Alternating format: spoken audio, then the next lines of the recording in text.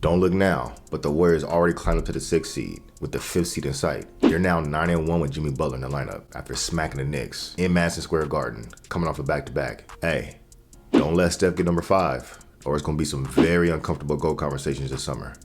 Let's talk about it.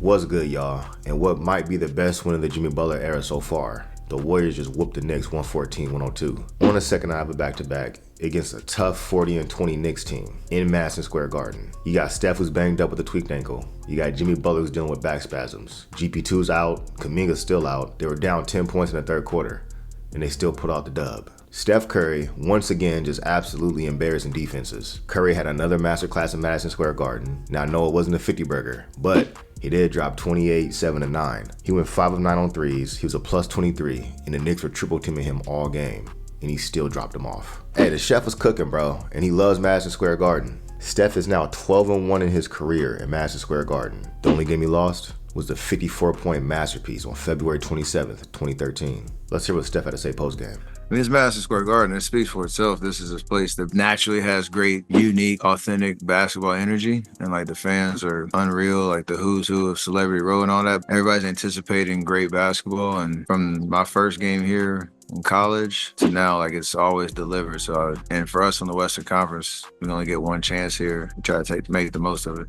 Yo, the chef's been on an absolute heater the past 4 games. Over his last 4, he's averaging 33.5 points per game, 9 assists, 6 3-pointers made on 54, 51, 93% shooting splits, 74.5 true shooting. Leading the NBA in points in that span, by the way. The dude's an absolute monster. So much for those wash allegations, right? Let's hear what Shaq Diesel had to say about Steph Curry. Supreme leader of the Big Man Alliance. I demand you fans to start putting Steph Curry in that greatest of all time conversation.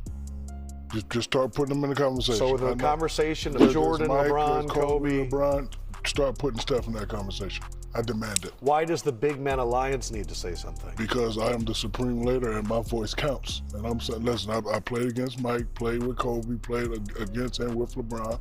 They're all great. But at some point, we're going to have to put Steph Curry in that category. I'm not saying he is, but let's just have the conversation. Like, I like all the internet talk and the barbershop talk, but I ain't never seen nothing like that before, and nobody has. And pretty special. And there's how many of them things he got. 1, 2, 3, 4 against LeBron. And there's how many of them things he got. 1, 2, 3, 4 against LeBron. Hey, y'all heard Shaq. If Steph wins title number 5 at age 37, after the NBA world put dirt on his name and deemed that he was done winning titles, I'm telling you, bro, these GOAT conversations are going to get very interesting. At worst, he's on a Mount Rushmore, top 4 all time. But if he adds title number 5, hey man, I'm just saying, you have to put in perspective that if he does hypothetically win a title this season, the man is doing it as a 37-year-old 6'2" point guard, bro. The best player on the title team. At that point, we're in unprecedented waters. The fact that Shaq is acknowledging it, that means something. Like he said, he played against Jordan, he played against and with LeBron and Kobe. And he's saying like, yo, this dude Steph Curry, you gotta put him in that conversation. But anyways, I'm not trying to get too ahead of myself. The Warriors still got a lot of work to do. But let's transition to Jimmy Butler. So there's been a lot of talk these past few games about Jimmy Butler needing to be more aggressive. And I agree, he should be more aggressive. But this game against the Knicks, he definitely was. Now, he only took 12 shots, but he did have 9 free throw attempts. I would classify that as aggressive enough. For those of y'all who aren't familiar with Jimmy Butler's game, he doesn't usually get ultra aggressive in a regular season. He doesn't really care about his stats. He's just trying to make the right play. Helping myself pick my spots better to get in a little bit more of a rhythm.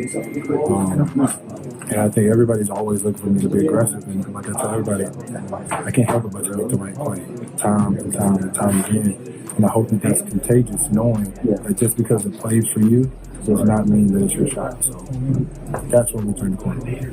Now, you can argue the past few games he's played. There's definitely been moments during the game where the team needed him to be more aggressive. And I agree. There were plays where he'll catch a ball on a block, he would have a mismatch, and he would immediately just pass out, wouldn't even look at the rim. And that's troublesome if the Warriors are losing. But right now, they're not losing. They're winning the games. I think the thing with Jimmy Butler is he likes to preserve his body. He's not going to get ultra aggressive until the team needs him to be. When you think about it, he does play a pretty physical play style. It can be very taxing on his body. The majority of his offense is him muscling his way to the the rim. So for him, it's like, look, if I could make the right play and we're still scoring, then what's the problem? He doesn't care about his stats, and he knows he draws attention, so he's trying to get his teammates open. But I will say, against some tougher teams, we're going to need more than Andre Iguodala out there. I mean, I guess it's a good thing that his floor when he's being passive and he just doesn't have it is that he's Andre Iguodala basically. But on the high end, when the game calls for it, he's Jimmy Buckets. In 301 regular season games with Miami, Jimmy Butler scored 40 points in the regular season 0 times. But in 64 playoff games with Miami, he scored 40 plus points in 8 out of those 64 games. That's crazy, bro. I mean, that goes to show he doesn't care about his stats in the regular season. And when the moment does call for it, he will be more aggressive and he will assert his dominance. So I'm looking forward to playoff Jimmy. And it's just good to know that the Warriors do have a few extra levels to get to. But in the meantime, a player that would really help Jimmy Butler get through the regular season without him having to exert so much energy is Jonathan Kuminga. I think people are forgetting the Warriors are 9-1 with Jimmy Butler and Kuminga hasn't even played yet. Kuminga is easily a 17 and 20 point per game scorer in this league. So when you add him to the mix to play off with Jimmy Butler and Steph Curry's playmaking, he's going to help ease that offensive burden on Steph and Jimmy Butler as he slides into that third option role. When you have JK back in the mix adding rim pressure, those nights where Jimmy doesn't have it offensively aren't as glaring because you have another big wing getting to the rim, finishing through contact, drawing fouls, scoring around a basket, just another player to keep the defense honest inside and make teams pay for overplaying Steph. So hopefully Kuminga's back this weekend, but that game against Detroit is a target return date. I can't wait to see this team at full power. Alright, now let's talk about some of the Warriors' recent roster moves. So they signed Kevin Knox to a second 10-day, and he's more than likely going to stay on for the rest of the season. In terms of an end of a bench wing, I like Kevin Knox. He's 6'9", he has size, he has length, he can cut, he is a decent slasher and a passable shooter. I like what the Warriors are doing, stocking up on big 6'8" wings at the end of the bench. You got Gee who's 6'8", you got Kevin Knox who's 6'9". They just signed Braxton Key to a 2-way contract, another 6'8" wing. All of a sudden, you look up and down the roster, you got Jimmy Butler, 6'7" wing, you got Kuminga, 6'7" wing, Moses Moody, 6'5" wing, but he has a 7'1" wingspan, Guy Santos, 6'8", Kevin Knox, 6'9". The Warriors have a lot of positional size on the perimeter, which is a breath of fresh air, and they now have a legit all-star wing in Jimmy Butler to tie it all together.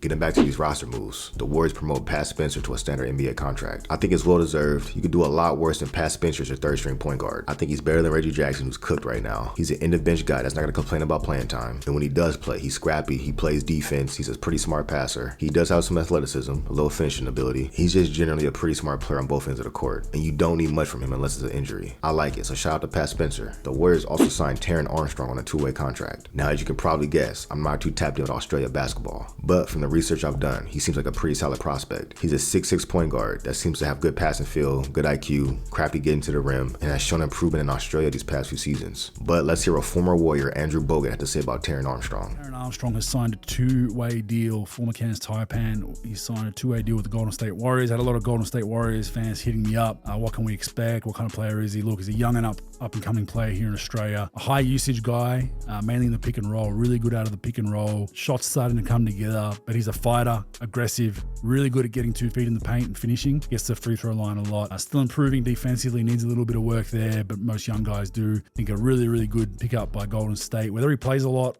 or not, I don't know. The 2-way thing is a good insurance policy. You have a couple of injuries here and there, you can bring him into lineups, but he knows how to play. What I like about him, he's got a lot of fire. He's got some shit to him that he'll get after it. He's not intimidated. Kind of sneaky, long stride, quick. He's not a burst guy that's just going to sprint by you, but he just gets by you. Like, he's big enough to finish in the paint. So he'll be a nice acquisition, whether he plays big minutes for the Warriors or goes down to the G League a little bit. I think it's a good young guy to have in your system for a couple of years, and one of the best young prospects coming out of the NBL. So good luck to Taron. So that's what Andrew Bogut had to say, someone who's obviously more tapped into the Australian league than us. So I like the pickup. I mean, he's a 6'6" point guard with positional size and IQ. I don't see him playing with the big club this season. I think this is more so a move for the future, but I wouldn't be surprised if he makes a case for a roster spot next season. Now, as I mentioned earlier, the Warriors also signed Braxton Key to a 2-way contract. Now, I don't know too much about his game, but shout out to GSW CBA for the breakdown. He said offensively solid all-around big wing, 6'8" with a 7-foot wingspan,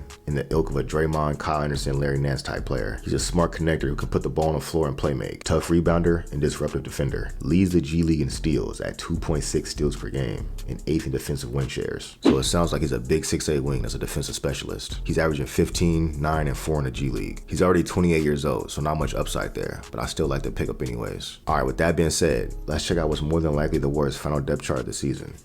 So the starting five is Steph, Pods, Butler, Moody, and Draymond. Your point guard depth chart is Curry, Pat Spencer, and Taron Armstrong. At shooting guard, you got Pods and Buddy. At small forward, you got Butler, GP2, Knox, and Jackson Rowe. At power forward, you got Moody, Kuminga, Gee, and Braxton Key. At center, you got Draymond, Post, Looney, and TJD. Now keep in mind, some of these players' positions are flexible. For example, GP2. What position is GP2? Is he a shooting guard? Is he a small forward? Is he a power forward? Is he a center? He pretty much plays every position on the court. He has a sizable point guard, but he guards point guards, shooting guards, and small forwards mostly. But offensively, he has the role of a center. So GP2 is really positionless, and that's why he works so well with the Warriors, because he fills so many different roles. Y'all let me know in the comments, if you had to classify GP2's best position, what position would it be? Moving on, shout out to Quinn Post, who's been holding it down at the center position. Quinn Post is so valuable because he allows Draymond to play power forward. If you haven't noticed, the Warriors rarely play Draymond and Looney together. I think they played them for the first time together this season against the Knicks because they need a little more toughness up front. But generally, Draymond and Looney never share the court. It's just untenable to play them at the same time in the modern NBA. But when you have Quinn Post out there, not only do you have a guy who's a legit 7-footer, but he might be one of the best 3-point shooting 7-footers in the league. I'm serious. Just try to come up with 5 players that are legit 7-footers that are better pure shooters than Quinn Post. I bet you can't. The Warriors struck gold with this pick. Now, yes, there's going to be matchups where he's going to get bullied. This game against the Knicks was a little too physical for him. But you got to give him a little bit of a pass. Even though he's 24 years old, he is a rookie. He's not used to playing against NBA-level players. Give him the rest of the season, plus playoff basketball, plus the offseason to adjust to NBA physicality, and he should be more prepared next season. Pods and Moody have both been hooping, especially defensively. And after trading Andrew Wiggins, their best point of attack defender, that's an aspect of their game the Warriors desperately needed them to step up at. Neither one's a lockdown defender by any means, but they both execute and get the job done. Pods and Moody both did a great job on Jalen Brunson. In my last video, we talked about Pod's defense, but let's talk about Moody now. You gotta give Moody props. He's improved defensively. Now, he still struggles to stand in front of quick twitch guards. His lateral quickness just isn't there. But against slower guards and bigger wings, that's where you see his defensive value. Like I mentioned earlier, Moody has a 7'1" wingspan. His go-go gadget contests are extremely bothersome for the offensive player. Even though he's only 6'5", when you factor in that 7'1" wingspan, he's basically a big wing defensively. And on the other end of the court, he's knocking down the shots. So shout out to Moses Moody, who's been holding it down in the starting lineup. So yeah, the Warriors are looking pretty good. They're 9-2 since the Jimmy Butler trade, and 9-1 with Jimmy Butler in the lineup. Things are finally coming together. Here's what Steve Kerr had to say about the team developing an identity. But I give all of our guys a lot of credit because they're finding a real identity, and it's fun to watch unfold. Last 10 games, I think we're second in both offense and defense. Obviously, small sample size, but that's when we got Jimmy, and so things have clearly turned with him. He's a great complement to what we already do, just with his ability to pass. What he's adding is that maturity and poise. We've made the Andre comparison. He's not the exact same player as Andre Iguodala, but he has the same influence. Just constantly reading what's happening, settling us down, creating good possessions at both ends. So after smacking the Knicks, the Warriors have gained 2 games on the Rockets the last 2 nights. Traffic remains below them, but the 5th seed becoming more plausible. They're only 3 back of Houston and have already clinched a head-to-head tiebreaker. As of this recording, the Rockets are 5th with a 37-25 record. The Warriors are 6th with a 34-28 record. So yeah, the Warriors are coming for that 5th seed with plenty of basketball left to play. They're 3 games back of the Rockets with 1 head-to-head game left. The Warriors are definitely hawking down Houston for that 5th seed. And if they can get into the playoffs as a 5th seed, I like their chances against anybody. Anyways, that's all I got for y'all. If I entertained you or you learned something new, do me a favor. Hit that subscribe button. I'll holler at you on the next one. Peace.